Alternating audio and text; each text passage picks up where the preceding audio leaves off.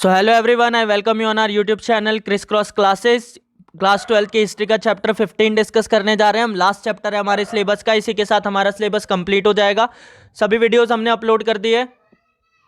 Complete playlist का link आपको नीचे डिस्क्रिप्शन में मिल जाएगा, सभी चैप्टर्स का भी मिल जाएगा। फटाफट से जाकर उनको देखिए। पार्ट 2 होने वाला है इस वीडियो का। ये पार्ट 1 का लिंक भी आपको नीचे डिस्क्रिप्शन ऊपर आई बटन में मिल जाएगा। नोट्स का लिंक नीचे डिस्क्रिप्शन में दिया हुआ है, ठीक है। साथ ही साथ अगर आपको बाकी और कोई अपडेट चाहिए तो आप हमसे पर्सनली टेलीग्राम ग्रुप पर भी ज्वाइन कर सकते हैं। ये सारे टॉपिक्स हमने पार्ट 1 में डिस्कस कर लिए थे, अब हम ये टॉपिक्स डिस्कस करेंगे और हमारा हिस्ट्री का जो सिलेबस है वो पूरा खत्म हो जाएगा। बात करेंगे पृथक निर्वाचन के बारे में। देखिए, मैंने आपको बताया था पार्ट 1 के अंदर कि हर मुद्दे पर बहस हुई थी, हर मुद्दे पर चर्चा की गई थी। तो अब हम कुछ मुद्दों के बारे में पढ़ेंगे जिन पर संविधान सभा में जमकर बहस हुई थी, और ये देखेंगे कि किस तरीके से संविधान सभा के नेताओं ने उनका समाधान किया। 27 अगस्त 1947 को मद्रास के बी पोकर बहादुर द्वारा पृथक निर्वाचन क्षेत्र के पक्ष में एक भाषण दिया गया, ठीक है। पृथक निर्वाचन क्षेत्र का मतलब होता है कि किसी खास वर्ग को एक निर्वाचन क्षेत्र दे दे जहां से वो अपना नेता खुद चुने, ठीक है। तो इस भाषण में उन्होंने कहा कि भाई हमें एक ऐसी राजनीतिक व्यवस्था चाहिए जहां पर अल्पसंख्यक लोगों को भी समाज में समान रूप से रखा जाए, क्योंकि आप सबको पता है कि भारत के अंदर अल्पसंख्यक वर्ग के साथ कितना बुरा किया गया है। पुराने दौर के अंदर आप देखो, जैसे दलित हो गए या फिर पिछड़ी जाति के लोग होते थे, उनके साथ कितना बुरा व्यवहार किया जाता था। तो इस तरीके से मांग की गई कि भाई एक अलग से निर्वाचन क्षेत्र दिया जाए ताकि अल्पसंख्यक लोग भी अपना विकास कर सके और राजनीति में उनका भी क्या हो सके, पूरा प्रतिनिधित्व हो सके और उनकी आवाज सुनी जाए और उनके विचारों पर ध्यान दिया जाए। इसीलिए उन्होंने पृथक निर्वाचन क्षेत्रों की मांग की ताकि देश के सभी अल्पसंख्यकों को राजनीति में उनकी हिस्सेदारी मिले, ठीक है। परंतु बहुत से संविधान सभा के ऐसे नेता थे जिन्होंने इस मांग का विरोध किया, ठीक है। सरदार वल्लभ भाई पटेल जी ने आगे बढ़कर कहा कि भाई अगर हम पृथक निर्वाचन क्षेत्र देंगे, यानी उनको एक अलग से क्षेत्र ही दे देंगे जहां पर वो शासन करेंगे, तो ऐसे में देश का जो एक बहुत बड़ा समुदाय है वो देश से अलग हो जाएगा, ठीक है। क्योंकि इस मांग ने पहले भी एक समुदाय को दूसरे समुदाय से लड़ने पर मजबूर किया है। तो कोशिश ये की जाए कि सभी समुदाय साथ रहे, साथ में एक दूसरे का सहयोग करें, ना कि हम लोगों को पृथक निर्वाचन क्षेत्र देकर क्या करें, बांट दे, ठीक है भाई। तो इस वजह से उन्होंने कहा कि अगर देश को सही से चलाना है तो इस विषय को यहीं छोड़ देना सही रहेगा। दूसरा जो मुद्दा उठा वो था आदिवासी और उनके अधिकारों को लेकर।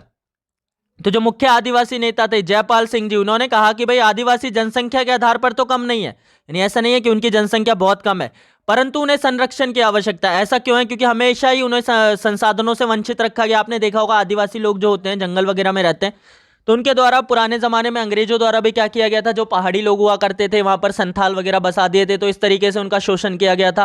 तो जितने भी आदिवासी लोग हैं उन सबके साथ शुरू से ही बुरा किया गया है, ठीक है। और समाज हमेशा उन्हें पिछड़ा हुआ मानकर उनकी क्या करता हुआ है, उपेक्षा करता हुआ है, यानी उनको बुरा भला कहता, उनसे दूर रहता हुआ है, उनको अलग ढकेल दिया है।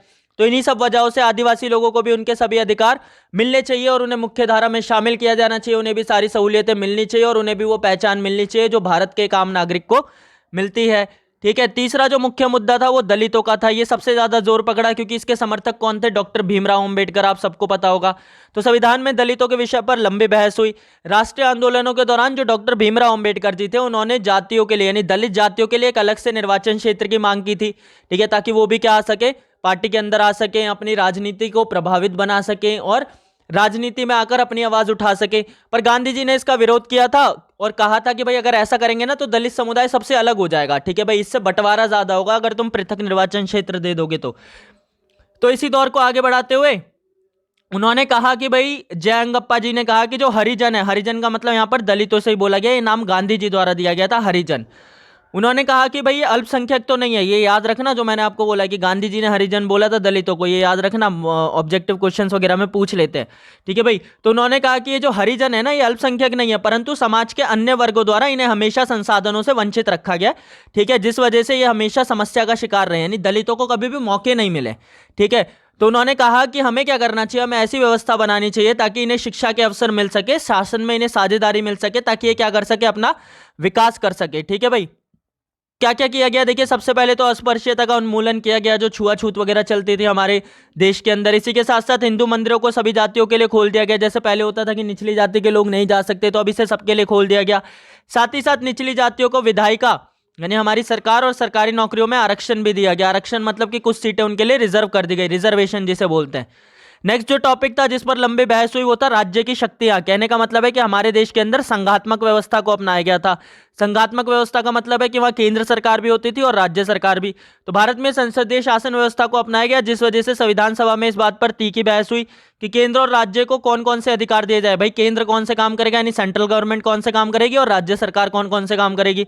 तो इस चीज को देखते हुए कई नेता सामने आए, जैसे कि जवाहरलाल नेहरू जी। वो चाहते थे कि केंद्र को ज्यादा ताकत दी जाए। केंद्र को ज्यादा ताकत देने से क्या होगी कि जो पूरा देश है ना वो इकट्ठा बना रहेगा और वो बटेगा नहीं, ठीक है, क्योंकि केंद्र शक्तिशाली होगा तो वो सबको जोड़ के रखेगा। वे चाहते थे कि केंद्र सरकार को राज्य सरकार से ज्यादा शक्ति दी जाए। अब इन्हीं सब चीजों को देखकर हमारे संविधान में 3 सूचियां बनाई गई, यानी 3 लिस्ट बनाई गई। पहली कौन सी थी? केंद्रीय सूची। इसमें वो काम लिखे गए जो केंद्र सरकार करेगी। दूसरी थी राज्य सूची। इसमें वो काम लिखे गए जो राज्य सरकार करेगी। और तीसरी थी समवर्ती सूची। समवर्ती सूची में ऐसे काम लिखे गए जो कौन करेगा? केंद्र और राज्य सरकार दोनों करेंगी। ठीक है भाई। कई नेता जो थे उन्होंने इस शक्तिशाली केंद्र को बनाने का विरोध किया। उन्होंने कहा कि भाई अगर केंद्र सरकार ज्यादा शक्तिशाली हो जाएगी, उसे ज्यादा काम करने होंगे ना, तो वो इसे ठीक से नहीं कर पाएगी, ठीक है, क्योंकि उसकी जिम्मेदारियां बढ़ जाएंगी और फिर इतने बड़े देश को संभालना उसके लिए क्या हो जाएगा? मुश्किल हो जाएगा, ठीक है। तो इस वजह से उसको कम से कम शक्तियां दी जाए। और उन्होंने कोशिश भी की कि केंद्र सूची और समवर्ती सूची में कम से कम शक्तियां आए, ताकि राज्य क्या हो सके? ताकतवर बन सके। अगली जो बहस हुई वो राष्ट्रीय भाषा को लेकर हुई। तो हमारे देश के अंदर कई सारी भाषाएं बोली जाती है, आपको पता ही होगा। जैसे अगर आप दक्षिण में जाओगे तो तमिल हो गई, कन्नड़ हो गई, ठीक है। अगर उत्तर में जाओगे तो पंजाबी भाषा हो गई, हिंदी भाषा हो गई, और इस तरीके से पता नहीं कितनी सारी भाषाएं बोली जाती हैं। तो आज़ाद भारत में अनेकों भाषाएं वाले बोलने वाले लोग रहते थे। इन सभी की संस्कृति और मान्यताएं अलग अलग थी। ऐसे में एक बड़े राष्ट्र का निर्माण करना मुश्किल था, क्योंकि ये सभी लोग अलग अलग मान्यताओं और अलग अलग संस्कृतियों से जुड़े हुए थे, और भाषाएं अलग होने के कारण एक दूसरे को ढंग से समझ भी नहीं सकते थे, ठीक है भाई। अगर अब कोई उत्तरी भारत का व्यक्ति दक्षिणी भारत में जाएगा तो शायद उसे तमिल समझ ना आए, या तमिल अगर कोई व्यक्ति यहाँ आएगा तो उसे हिंदी समझ ना आए। तो इस वजह से एक दूसरे को समझ भी नहीं सकते थे। संविधान सभा में इस बात पर तीखी बहस हुई कि आखिर किस भाषा को देश की राष्ट्रीय भाषा बनाया जाना चाहिए। शुरुआत में तो गांधी जी का मानना था कि भाई ऐसी भाषा को राष्ट्रीय भाषा बनाओ जो देश में हर व्यक्ति आसानी से समझ सके और बोल सके।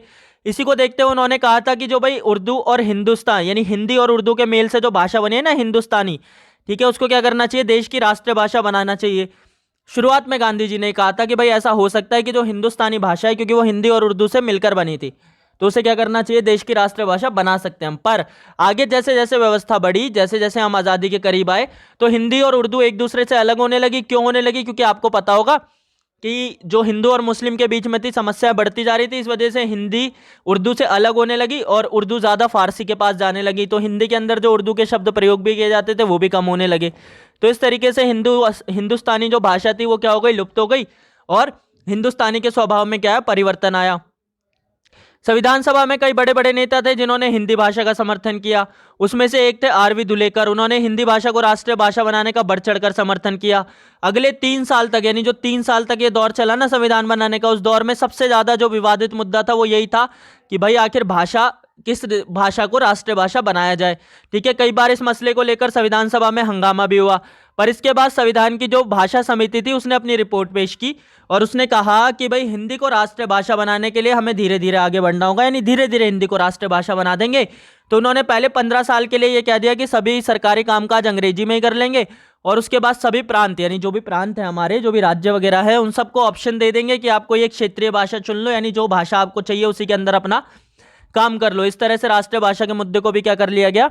सुलझा लिया गया। और इन सब समस्याओं को सुलझाने के बाद हमारे भारत का संविधान बनकर तैयार हुआ। भारतीय संविधान का निर्माण 26 नवंबर 1949 को पूरा हुआ। इसे बनने में लगभग 2 साल 11 महीने और 18 दिन का समय लगा और 64 लाख रुपए खर्च किए गए, जैसा कि वीडियो के शुरू में भी मैंने आपको बताया था पार्ट 1 के। और 26 जनवरी 1950 को इसे लागू कर दिया गया, जिसे हम गणतंत्र दिवस के रूप में मनाते हैं, सभी बच्चों को पता होगा। और इस तरह से लंबी चर्चा और अनेकों समस्याओं के बाद क्या हुआ? भारतीय संविधान बनकर तैयार हुआ। तो यहां से आप समझ सकते हैं कि हमारे नेताओं ने कितनी मेहनत की थी भारतीय संविधान का निर्माण करने के लिए। तो आई होप कि आपको बिल्कुल सब कुछ अच्छे से समझ आ गया होगा। अगर कोई भी दिक्कत है तो आप कमेंट सेक्शन में मेंशन कर सकते हैं। We will try to answer each and every question of you. Live classes चल रही हैं हिस्ट्री की, तो उसे सब ज्वाइन करें। अगर किसी को कोई भी डाउट है तो हिस्ट्री की ई बुक हमने लॉन्च कर दिया, आप उसे भी परचेज कर सकते हैं। अगर आपको और डिटेल में चीज़ें जाननी है तो आप हमारा क्रैश कोर्स ज्वाइन कर सकते हैं। वहाँ पर हम आपको चैप्टर्स तो कराएंगे ही कराएंगे, साथ ही साथ पेपर करना कैसे और कैसे अच्छा स्कोर करना है ये भी बताएंगे। फिलहाल के लिए इस वीडियो के दोनों पार्ट्स देखें। साथ ही साथ नोट्स का लिंक आपको डिस्क्रिप्शन में मिल जाएगा, वरना आप हमारी वेबसाइट विजिट कर सकते हैं। गूगल पर जाइए, क्रिस क्रॉस क्लासेस सर्च कीजिए, हमारी वेबसाइट मिल जाएगी। हमारा टेलीग्राम ग्रुप ज्वाइन कर सकते हैं बाकी इन्फॉर्मेशन, इंपॉर्टेंट क्वेश्चंस और पर्सनल डिस्कशन के लिए। साथ ही साथ सब्सक्राइब कीजिए चैनल को ऐसी और वीडियोस के लिए, क्योंकि बहुत सारा कंटेंट हम रेगुलरली आपके लिए ला रहे हैं। और हमारे इंग्लिश वाले चैनल को भी सब्सक्राइब कर लीजिए, इंग्लिश की क्लासेस भी जल्दी शुरू हो जाएंगी। और लाइक कीजिए इस वीडियो को, क्योंकि आपका एक लाइक हमें मोटिवेट करता है ऐसी बहुत सारी वीडियोस बनाने के लिए। Thank you.